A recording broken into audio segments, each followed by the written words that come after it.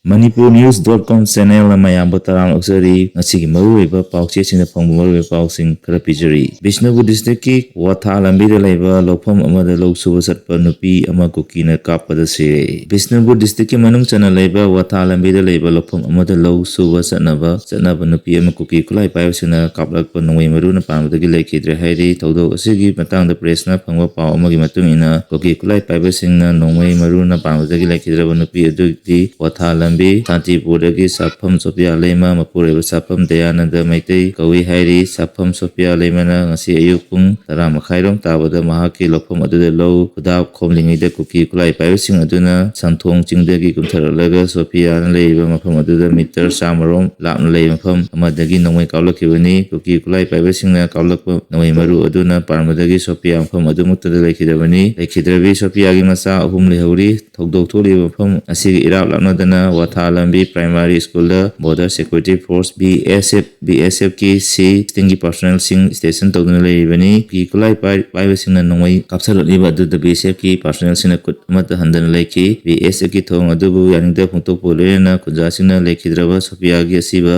haksang BSF na leiba kem aduda thamjinanaba thomjilaki thokdok thokpham aduda kumbi kendra gi MLA Sansam Premchandra amadi Bishnupur district ki additional SP operation lamabam laktuna mafam adugi film yengsinkre hairi Hijam setpa AR personnel singna khul ngakpa mari phaduna punaba hotnabada maira paiba singna mulawre khul ngaktuna leiba khuncha volunteer singbu khulai matik chana paiba hijam setpa mamai mi khumba thraga hundoi suba Assam Rifle ki kanguna phaduna pudana hotnarambadagi maira paiba singna AR gi makuttagi kalawre lena AR gi personnel sing adu mafam adudagi nathokduna sengkre hai hariba thodo asi ngarang numitang wairam pung 5:30 rom tarakpa matamda Sengmai police station gi manung chanba Sengmai turel mapanda leiba Senden Fort haina khangna mafam aduda thokibani Tendi short haina khana mafam aduda thokibani paw asina hai mamai mamit khumjinba phijam setpa AR gi kangu amana mafam aduda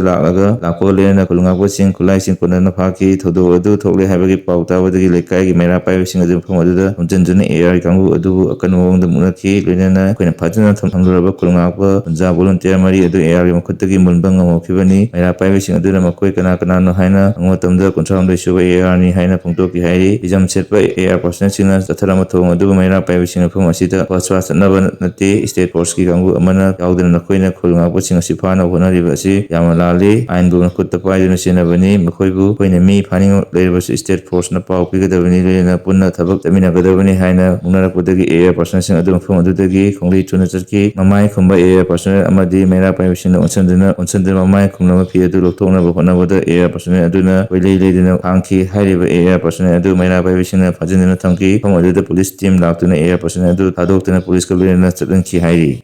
Sakang dabasina mai thadolamba saru ku marakta asiba nupa amagi haksang leiramle yamna ngakpa amadi tujungai oba thokdo ama oina low yekraba tungda paisanduna thamba saru iku mai harambaga loina saru iku marakta nupa amagi maina chaklaba asiba haksang ama ngasi phangbangam khre hairiba yamna ngakpa thodo asi ngasi ayuk pung 3:04 rom tarakpa matamda Imphal East district ki Andro police station na konba oro khongjil lokol da thokibani thokdo aduda ngai chakpodagi laikhidraba mi adugi chapchaba masak maming khambangamdri thokdo thokpamda Police ki team amadi forensic science ki team laktuna yengsalaba matungda asiba haksang adu lokhotlaba matung masak maming khangtonabaidamakta Jennings ki mirel sangda thamkhre hojik phawgi oina thodok adugi chapchaba maram khambangamdri thodok thokhumdagi pawse asina phangba pawgi matung inadi siru ikumai chakliba lokhom adu lekai adumuktagi kamibam birmani apokpa social kawamiyoi amagi lokhom adu numit kharani mamangda logyaiba loiraba matungda charusing adu paisanduna thambani hairi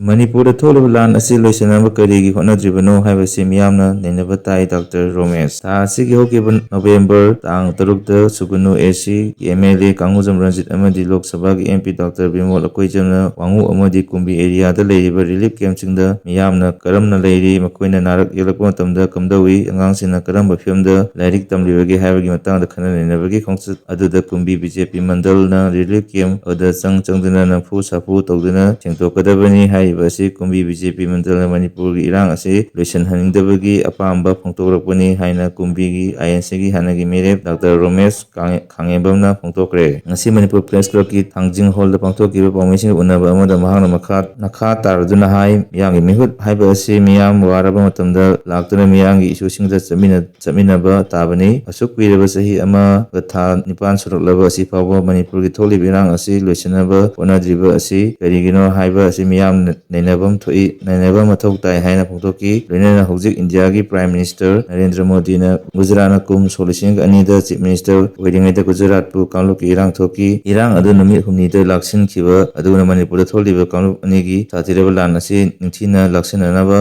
ꯇꯧꯗ꯭ꯔꯤꯕ ꯀꯔꯤꯒꯤꯅꯣ ꯍꯥꯏꯅꯁꯨ ꯐꯣꯡꯗꯣꯛꯈꯤ꯫ ꯃꯤꯇꯣꯞ ꯈꯟꯇꯣꯛꯇ꯭ꯔꯤꯉꯩꯗ delimitation ꯇꯧꯕ ꯌꯥꯔꯣꯏ꯫ ꯃꯅꯤꯄꯨꯔꯗꯒꯤ ꯃꯄꯥꯟꯗꯒꯤ ꯆꯪꯁꯤꯜꯂꯛꯇꯨꯅ ꯈꯨꯟꯗꯥ ꯂꯩꯇꯥꯔꯤꯕ ꯃꯤꯑꯣꯏ ꯂꯥꯈ ꯀꯌꯥꯅ ꯂꯩꯔꯤꯕ ꯑꯁꯤ ꯍꯥꯟꯅ ꯈꯟꯇꯣꯛꯇꯨꯅ ꯃꯁꯥꯒꯤ ꯃꯔꯝꯗꯝꯗ ꯍꯜꯍꯟꯗ꯭ꯔꯤꯉꯩꯗ ꯃꯤꯀꯣꯛ ꯊꯤꯕ ꯑꯃꯗꯤ ꯗꯤꯂꯤꯃꯤꯇꯦꯁꯟꯒꯤ ꯊꯕꯛ ꯑꯃꯠꯇ ꯇꯧꯐꯝ ꯊꯣꯛꯇꯦ ꯍꯥꯏꯅ ꯃꯩꯇꯩ ꯇ꯭ꯔꯥꯏꯕ ꯌꯨꯅꯤꯌꯟꯒꯤ ꯆꯦꯔꯣꯜ ꯑꯃꯅ ꯍꯥꯏꯔꯤ꯫ ꯆꯦꯔꯣꯜ ꯑꯁꯤꯅ ꯍꯥꯏ ꯗꯤꯂꯤꯃꯤꯇꯦꯁꯟ ꯇꯧꯗ꯭ꯔꯤꯉꯩꯗ ꯃꯁꯥꯒꯤ ꯃꯔꯝꯗ ꯃꯥꯏꯅꯣꯔꯤꯇꯤ ꯇꯥꯔꯛꯇꯨꯅ ꯃꯁꯥꯒꯤ ꯍꯛ ꯄꯨꯝꯅꯃꯛ ꯅꯝꯊꯕꯤꯔꯕ ꯐꯨꯔꯨꯞ ꯑꯁꯤ ꯀꯟꯖꯅꯕꯒꯤꯗꯃꯛꯇ ꯃꯩꯇꯩꯁꯤꯡꯅ ꯀꯟꯁꯇꯤꯇ꯭ꯌꯨꯁꯟꯒꯤ ꯑꯥꯔꯇꯤꯀꯜ ꯅꯝꯕꯔ 392(1)ꯒꯤ ꯃꯈꯥꯗ ꯑꯦꯁ.ꯇꯤ ꯂꯤꯁꯇ ꯍꯥꯟꯅ ꯆꯜꯍꯟꯗꯨꯅ ꯄ꯭ꯔꯣꯇꯦꯛꯁꯟ ꯄꯤꯕ ꯊꯣꯛꯏ꯫ ꯀꯨꯝꯖꯥ ꯁꯣꯛ 2012ꯗ ꯀꯣꯚꯤꯗ ꯂꯥꯏꯆꯠꯅ ꯃꯔꯝ ꯑꯣꯏꯔꯒ ꯃꯤꯀꯣꯛ ꯊꯤꯕꯒꯤ ꯊꯕꯛ ꯄꯥꯡꯊꯣꯛꯈꯤꯗ꯭ꯔꯕꯁꯨ ꯍꯧꯖꯤꯛ ꯃꯩꯇꯩ ꯑꯃꯗꯤ ꯀꯨꯀꯤ ꯑꯀꯟꯕ ꯂꯥꯟꯒꯤ ꯀꯥꯡꯈꯣꯡ ꯆꯥꯏꯕ ꯃꯔꯝ ꯑꯁꯤꯅ ꯀꯔꯤꯒꯤꯗꯃꯛꯇ ꯃꯤꯀꯣꯛ ꯊꯤꯕꯒꯤ ꯊꯕꯛ ꯇꯍꯥ ꯇꯧꯅꯕ ꯐꯤꯔꯦꯞ ꯇꯧꯔꯛꯂꯤꯕꯅꯣ? ꯊꯧꯑꯣꯡ ꯑꯁꯤꯗ ꯏꯟꯗꯤꯌꯥꯒꯤ ꯑꯔꯣꯟꯕ ꯑꯦꯖꯦꯟꯗꯥ ꯑꯃꯒꯤ ꯃꯈꯥꯗ ꯇꯧꯔꯤꯕ꯭ꯔꯥ ꯍꯥꯏꯅ ꯂꯩꯕꯥꯛ ꯃꯤꯌꯥꯝꯅ ꯆꯤꯡꯅꯕ ꯐꯥꯎꯏ꯫ ꯂꯨꯔꯕ ꯇꯥꯟꯐꯝ ꯑꯁꯤꯗ ꯑꯩꯈꯣꯏꯒꯤ ꯃꯤꯌꯥꯝ, ꯁꯤꯚꯤꯜ ꯁꯣꯁꯥꯏꯇꯤ ꯑꯣꯔꯒꯅꯥꯏꯖꯦꯁꯟꯁꯤꯡꯅ ꯃꯅꯤꯄꯨꯔ ꯀꯥꯏꯕ ꯌꯥꯔꯣꯏ ꯍꯥꯏꯅ ꯈꯣꯜꯂꯥꯎ ꯑꯁꯤ ꯂꯥꯎꯗꯨꯅ ꯂꯩꯕ ꯌꯥꯔꯛꯇ꯭ꯔꯕ ꯃꯇꯝꯅꯤ꯫ ꯃꯩꯇꯩꯁꯤꯡꯒꯤ ꯄꯣꯂꯤꯇꯤꯀꯦꯜ ꯗꯤꯃꯥꯟ ꯀꯔꯤꯅꯣ ꯑꯣꯏꯒꯗꯕꯒꯦ? ꯐꯨꯔꯨꯞ ꯃꯨꯠꯄꯒꯤ ꯍꯛ ꯉꯛ ꯌꯧꯔꯕ ꯃꯇꯝ ꯑꯁꯤꯗ ꯑꯩꯈꯣꯏꯅ ꯀꯔꯤ ꯈꯣꯡꯊꯥꯡ ꯂꯧꯒꯗꯕꯒꯦ ꯍꯥꯏꯕꯁꯤ ꯈꯪꯐꯝ ꯊꯣꯛꯏ꯫ ꯅꯤꯡꯈꯥ ꯇꯝꯕ ꯃꯥꯡꯈ꯭ꯔꯕ ꯐꯨꯔꯨꯞ ꯑꯃꯅ ꯉꯁꯤ ꯐꯥꯎꯕꯗ ꯏꯟꯗꯤꯌꯥꯒ ꯃꯨꯛꯅꯗꯨꯅ ꯂꯥꯛꯂꯤꯕ ꯑꯥꯔꯝ ꯄꯨꯂꯤꯁꯤꯡꯒꯤ ꯋꯥꯐꯝ ꯑꯁꯤ ꯏꯟꯗꯤꯌꯥꯗ ꯄꯨꯜꯂꯨꯔꯕ ꯃꯇꯨꯡꯗ ꯑꯩꯈꯣꯏꯅ ꯎꯐꯝ ꯊꯣꯛꯄ ꯏꯀꯥꯏ ꯈꯨꯝꯅꯕ ꯑꯃꯗꯤ ꯐꯪꯐꯝ ꯊꯣꯛꯄ ꯍꯛꯁꯤꯡ ꯈꯪꯗ꯭ꯔꯤꯕꯁꯤꯡ ꯑꯗꯨ ꯈꯪꯐꯝ ꯊꯣꯛꯏ꯫ ꯐꯨꯔꯨꯞ ꯑꯁꯤꯅ ꯅꯝꯊꯗꯨꯅ ꯃꯨꯠꯊꯠꯅꯕ ꯍꯣꯠꯅꯔꯛꯄꯗꯤ ꯌꯥꯔꯣꯏ ꯍꯥꯏꯅ ꯆꯦꯔꯣꯜ ꯑꯗꯨꯅ ꯄꯜꯂꯗꯨꯅ ꯃꯩꯇꯩꯁꯤꯡꯕꯨ ꯁꯦꯗ꯭ꯌꯨꯜ ꯇ꯭ꯔꯥꯏꯕ ꯂꯤꯁꯇ ꯌꯥꯎꯍꯟꯗꯨꯅ ꯐꯪꯐꯝ ꯊꯣꯛꯄ ꯍꯛꯁꯤꯡ ꯉꯥꯛ ꯁꯦꯜꯂꯨ ꯍꯥꯏꯕꯁꯤ ꯑꯩꯈꯣꯏꯒꯤ ꯑꯃꯠꯇ ꯉꯥꯏꯔꯕ ꯗꯤꯃꯥꯟ ꯑꯣꯏꯐꯝ ꯊꯣꯛꯏ꯫ ꯈꯣꯡꯖꯪ ꯑꯁꯤꯗ ꯃꯤꯌꯥꯝ ꯄꯨꯝꯅꯃꯛꯅ ꯐꯤꯔꯦꯞ ꯑꯃꯗꯤ ꯈꯣꯜꯂꯥꯎ ꯄꯨꯟꯅ ꯂꯥꯎꯃꯤꯟꯅꯁꯤ ꯍꯥꯏꯅ ꯆꯦꯔꯣꯜ ꯑꯁꯤꯅ ꯍꯥꯏꯔꯤ꯫